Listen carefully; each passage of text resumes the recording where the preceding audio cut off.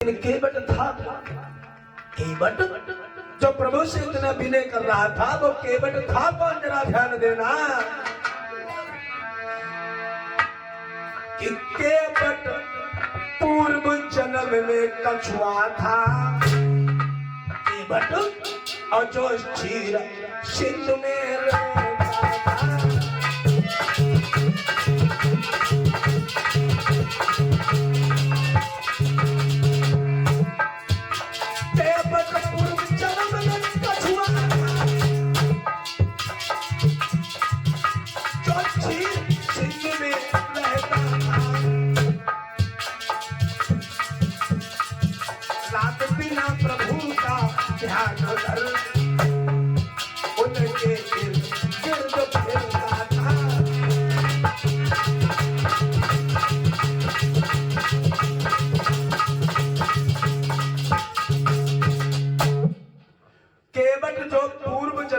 कछुआ था, लेकिन प्रभु विष्णु भगवान से बड़ा स्नेह था। लक्ष्मी मैया भगवान विष्णु के चरणों के पास में बैठी और शेषनाग छाया करे हुए ऊपर। तो जो कछुआ था वो प्रभु विष्णु के क्षीर सिंधु के चरण छूना चाहता। जैसे ही प्रभु के चरण छूने जाता था लक्ष्मी मैया पैरों के पास थी। माता जी की तरफ से एक मुद्रा है मंगलमय कामना। तो जब प्रभु के चरण छूने कछुआ बढ़ता था तो लक्ष्मी जी जो बिजना डुला रही थी उसी से आराम से उसे हटा देती थी। कोई देना का संबोधित करता है कभी, और कोई लिखता है कि साड़ी का जो अगला था उससे हटा दिया करती थी। तो कछुआ प्रतिदिन प्रयास करता था कि कैसे हम चरण छू ले, लेकिन बाकी हर समय कोशिश नाकाम रही। तो केवट बोला कि मन की मन में रही। जब तुम लक्ष्मी थी और प्रभु तुम भी खड़े थे, हमारे दिल की तमन्ना दिले में रह गई कि मन की मन में रही और छू नहीं पाए चरण श्री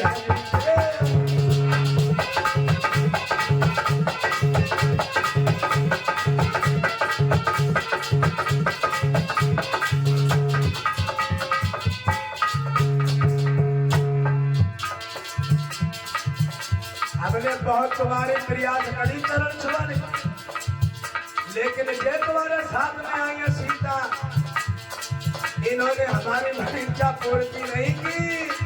मन की मन में रही नहीं पाए चरण श्री।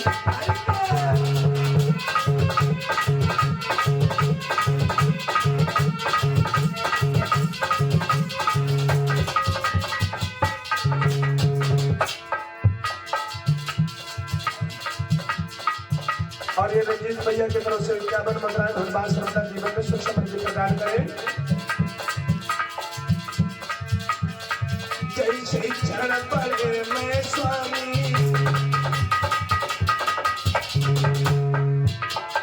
मारे पे भोग भाई ओ चरण स्वामी। सारी पे खा गई, सारी पे खा गई,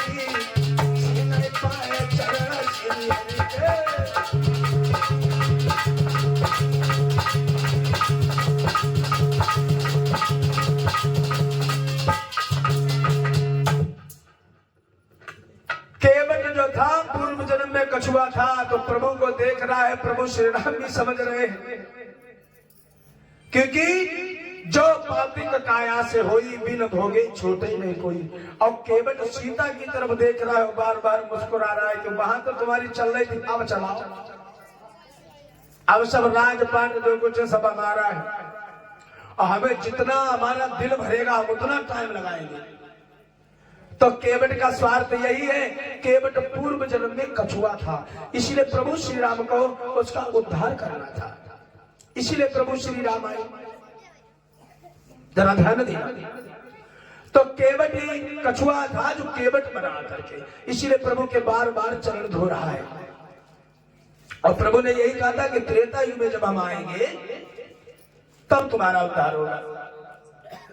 स्वार्थ केवट चरण धो रहा है बार बार बड़े प्रेम से। प्रभु कहने लगे भैया बड़ी देर हो गई, आप धोते रहो, ऐसे तो काफी समय हो जाएगा और हमें बड़ी दूर जाना है, इसलिए जल्दी से नाव को लगाओ और हमें नाव पर चढ़ाओ। आप क्यों ये खेल में टाइम बर्बाद कर रहे हो? पहला कारण मांगी नाम न केवट लाना, कहा तुम्हारा मर्म मैं क्या मर्म जानता था केवट। दूसरी बात प्रभु श्री राम ने नाव क्यों बनाई? पहला कारण था कि केवट का उद्धार करना था, और दूसरी बात यह है जो नाव थी जिस पर प्रभु श्री राम बैठ करके गए, वो नाव क्या थी? जो नाव थी वो चित्रकेतु गंधर्व की थी। एक ऋषि पर ने श्राप दे दिया। चित्रकेतु नाम का गंधर्व जो था वो जल में नगी स्नान कर रहा था, और जल में वरुण देव का वास होता है।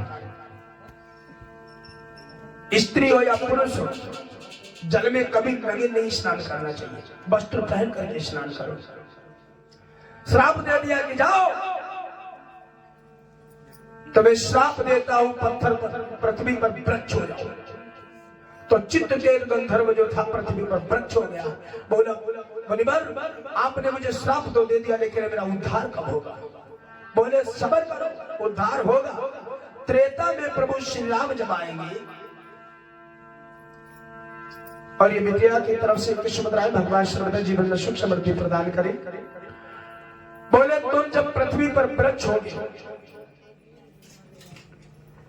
तो एक नाविक आकर के तुमको कटाएगा, फिर तुम्हारी नाव बनेगी, और नाव जब सुरसर में पड़ेगी, उसके बाद त्रेता युग में प्रभु श्री राम जब आएंगे, जब उनके चरण तुम्हारे ऊपर पड़ेंगे, तब तुम्हारा उद्धार होगा।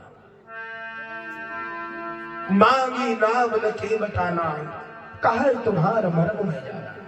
केवट क्या मर्म जानता था? और कारण एक है, प्रभु श्री राम ने नाव का ही आसरा क्यों लिया? क्योंकि प्रभु श्री राम मर्यादा पुरुषोत्तम है, और हमारे हिंदू धर्म में जो महिलाएं पहनावा पहनती हैं उसमें पर्दा नहीं होती है। तो प्रभु श्री राम ने सोचा अगर हम, एक कवि कहता है कि अगर राम चाहते, जब वार्तालाप होता है तो लोग कहने लगते हैं कि राम को नाव की क्या आवश्यकता थी?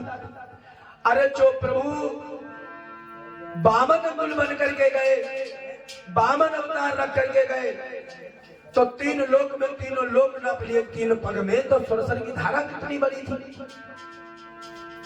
लखन उठाई उतई धरी देते, सीता तुरंत बाह गई लेते, अवतरतई राम उतरते पारा, और मांगी ना बल के बंटवारा।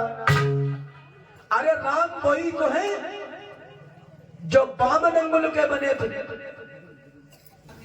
तीन कदम में तीनों लोक नाप लिए, तो फिर सुरसर की धारा कितनी थी?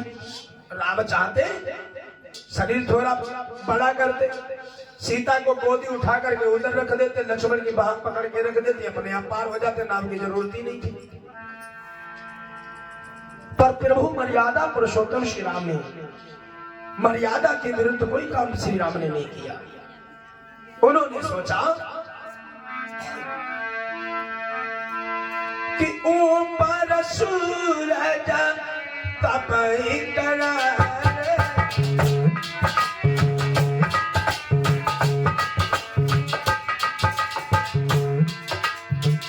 ऊपर सूर्य तप रहे, ऊपर सूरज तपई करा, साकिब बाबा लगे हमारे।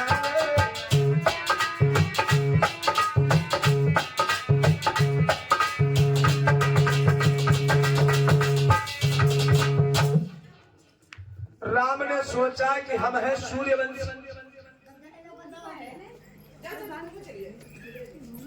और साथ में हमारे बाबा लग रहे हैं, और हमारी धर्म पत्नी है सीता इनकी हुई कुलवधू। तो अगर माता जी की तरफ से किस्मत आए मंगलमय कामना,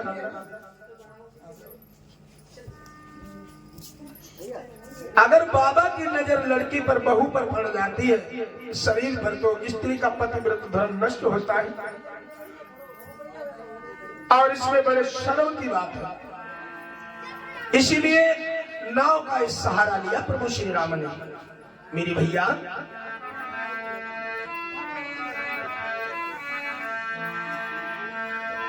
तो इधर नाव से खे रहा उसी प्रेम की राह, जिसके मन में प्रेम था जल प्रति सतराह। प्रभु श्री राम ने कहा भैया अब तो काफी देर हो गई है, ऐसा करो अब हमें नाव पर सवार करो और हमें जल्दी से पार करो। तो कहने लगे रुक जाओ राजा जी, 2 मिनट रुक जाओ, हम तुम्हें अभी बैठा लेते हैं। प्रभु श्री राम को नाव पर सवार किया है केवटनी। मंद मंद गति से किधर चली जा रही नाव, उधर सूर्य बादलों में हुआ भेद ही भाव। प्रभु श्री राम को